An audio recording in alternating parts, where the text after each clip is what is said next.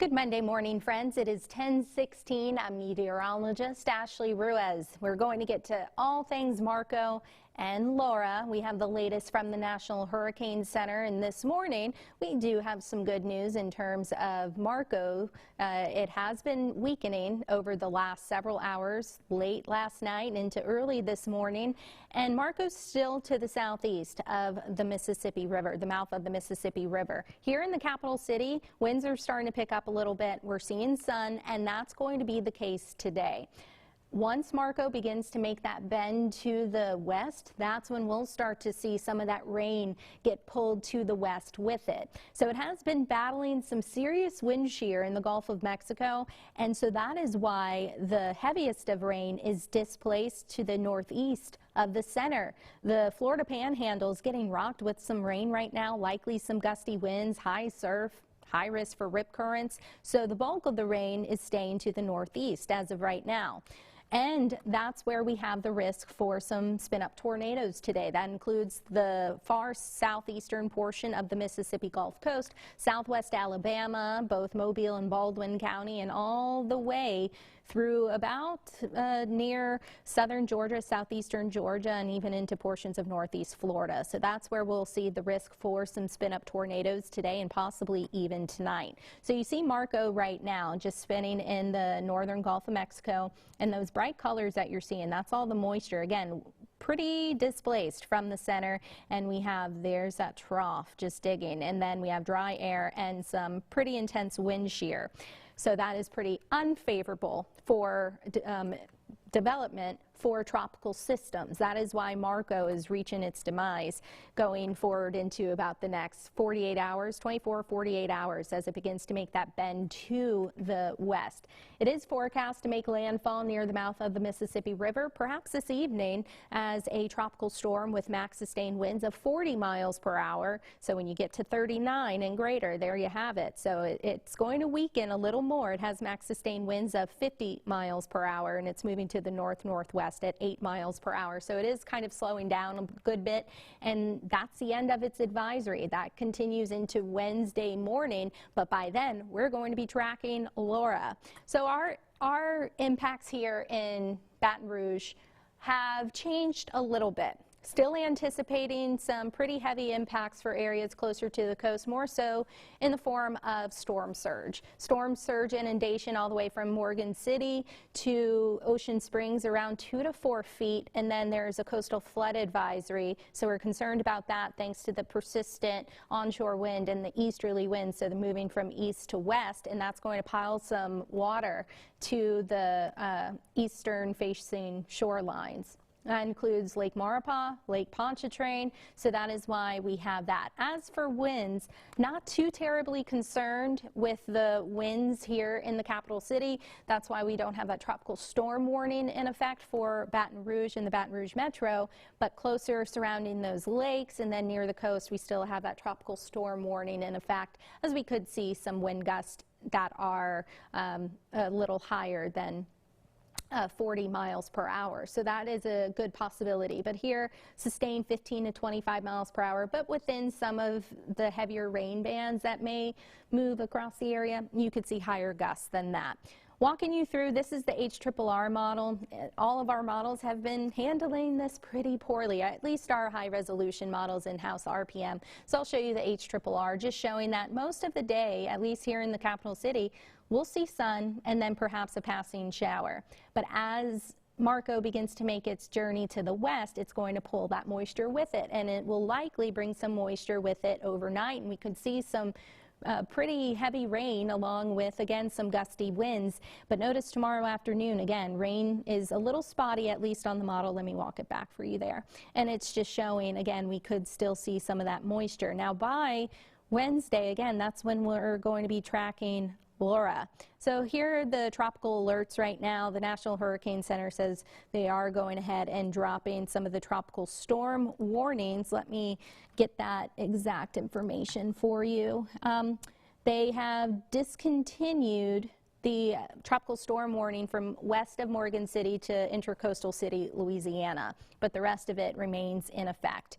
As in those areas in blue, the tropical storm warning, that is where we could see some tropical storm force winds. Notice it's closer to our area lakes and then of course near the coast. So to break down the alerts, thanks to that persistent onshore wind, that easterly wind that's going to eventually move east to west and start to pick up throughout the day as Marco gets closer and closer. That's why we have that coastal flood advisory. Inundation of 2 to 3 feet will be possible. That's for the areas in green. Now the storm surge warning, again, that's from Morgan City all the way to Ocean Springs. Could see inundation of 2 to 4 feet. So again, this is going to be the main concern with Marco. Along with some heavy rain, we have a flash flood watch, more so closer to the coast where the heaviest of rain will likely fall. That includes portions of the North Shore, St. Tammany, and then all of the New Orleans Metro and the Bayou parishes, and a few of our river parishes as well. You can see Assumption is under that flash flood watch.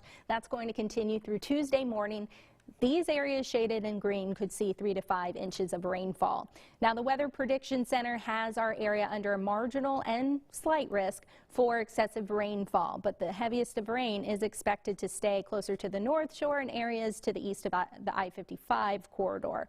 Let's head into Tuesday. That risk for heavy rain starts to push to the west. This is all associated with Marco and some of that wraparound moisture. So we could see some pretty heavy rain at times, although our rainfall estimates from the Weather Prediction Center pretty much keeping the Baton Rouge Metro about under 2 inches of rain. Of course, you could see isolated spots even higher than that, but the heaviest of the rain, the 3 to 5 inch range category, that should be closer to, again, the coast to the southeast of our area, and then the immediate coastline, possibly into Mississippi and into the Florida Panhandle, because they're dealing with the heaviest of rain with Marco right now. Our rainfall totals with some of our models, this is for Baton Rouge. The next 48 hours, they're saying we might not even get an inch of rain. Now that's possible, but if we see any heavier rain bands, you could easily double or triple those amounts. As for our severe weather risk, the next 3 days, so be patient. Monday, our area has been dropped out of that marginal risk zone. Tuesday, it starts to get closer, mainly south of the I-12 corridor, I-12 and 10. And that does include areas to our south, mainly south of Baton Rouge. But keep in mind, of course, storms don't know the lines of where there's a marginal risk and a general risk. There could be easily a spin-up tornado even today or tomorrow, so that's why there is that marginal risk for severe weather. Now notice on Wednesday, the entire area is under marginal risk. That is for the risk for isolated spin-up tornadoes associated with Laura, as Marco will be well to the west and most likely dissipated.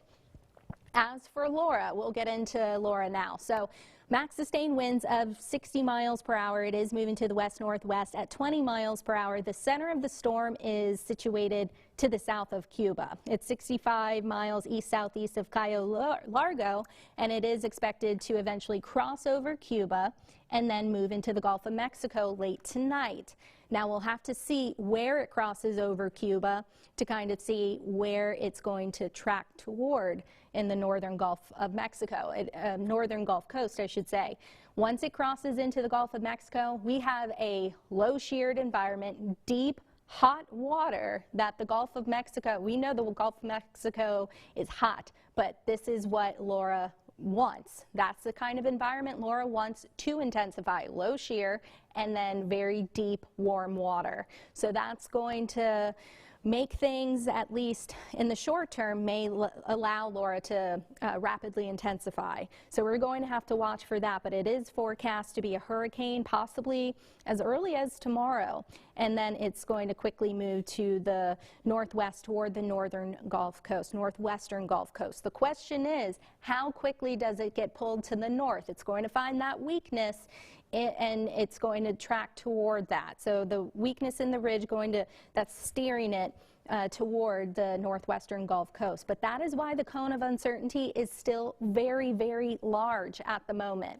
The National Hurricane Center stresses that at 3 days, 72 hours, that the room for error is quite large. In fact, over 100 miles in terms of where it could actually track, and then around 15 miles per hour there's that room for error 72 hours out. So each and every day as we get closer to landfall, of course, the forecast confidence is going to grow. But the most important thing I do want to hone in on is that, notice again the size of the cone.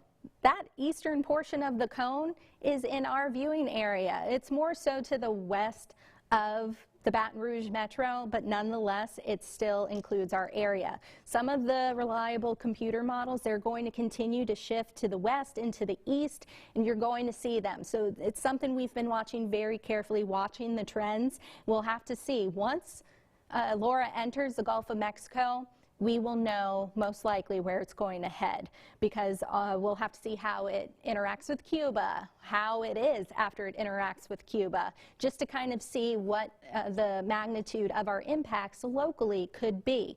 So for example, it tracks to the western side of the cone, because keep in mind, the cone represents where the center of the storm could move ashore.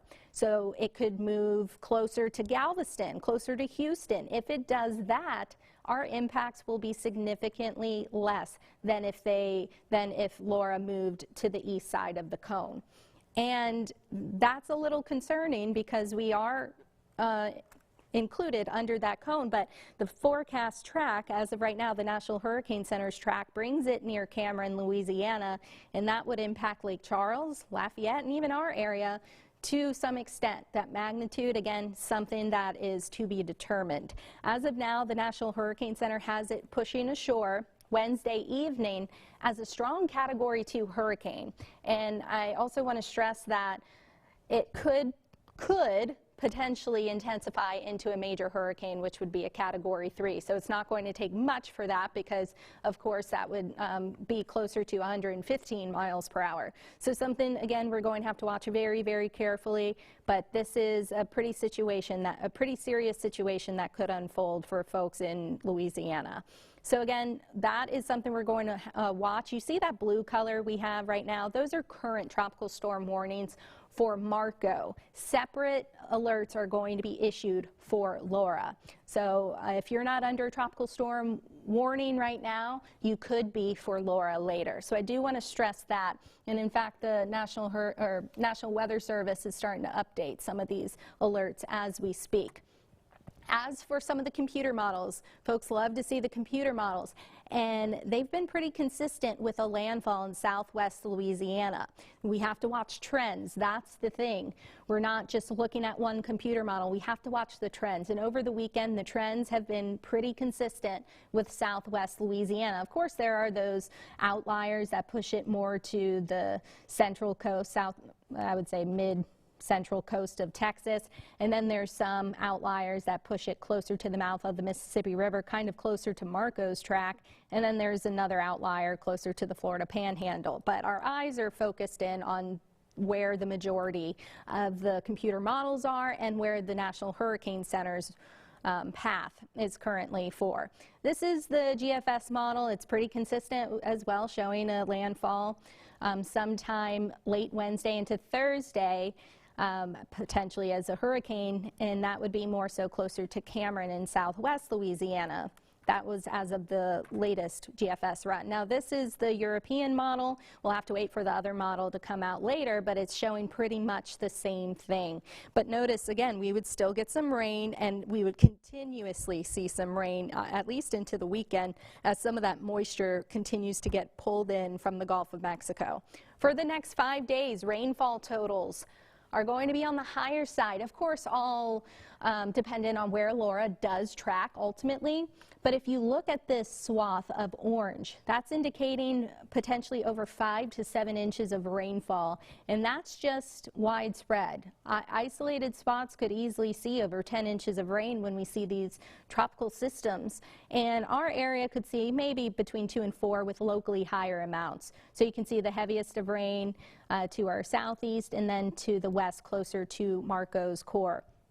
But again, that's all dependent on where it does ultimately track. This is the wind gust model from the GFS, just kind of showing Wednesday and potentially closer to landfall, and you see some wind gusts in excess of 30. But here's heading into Thursday, and of course, remember the GFS model has a landfall near Lake Charles and Cameron, southwest Louisiana, we'll just say, and it's showing some tropical storm force wind gust, and then things quickly subside. We'd likely see winds relax a little bit, but all in all, it's looking most likely as of now, but still too soon to tell if it is going to in fact make landfall in southwest Louisiana. But there is growing concern that southwest Louisiana could see a very, very strong hurricane. Could be a Cat 2 or greater. So that is why we always say to plan for a category higher than the forecast track. So it's forecast to be a Cat 2,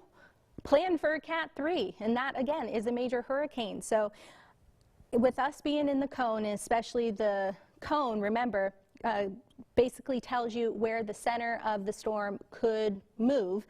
Since our western parishes are in that cone, plan for it, because yes, the weather's quiet now, but with some rain moving in from Marco late tonight and tomorrow, you're not going to have much time to possibly prepare for a major hurricane. We're not trying to scare you by any means. We just want you to be prepared, not panic. And so it's easier, or it's better to be safe rather than preparing for nothing, another dud, if you will. So again, plan now while the weather's quiet. You'll be happier that you plan for potentially a hurricane than nothing at all. Of course, that plan has to include your family and your pets as well.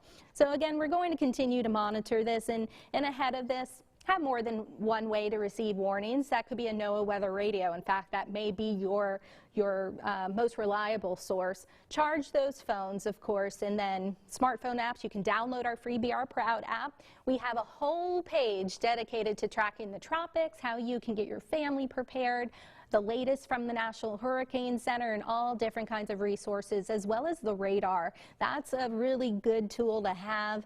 You can just go in on it and track the storms yourself. You can see Marco and Laura, and you can even zoom into the radar to see your neighborhood and even a future radar as well. So let me put the latest track back on just for all the folks just joining us. I know this is a lot to ingest and take in.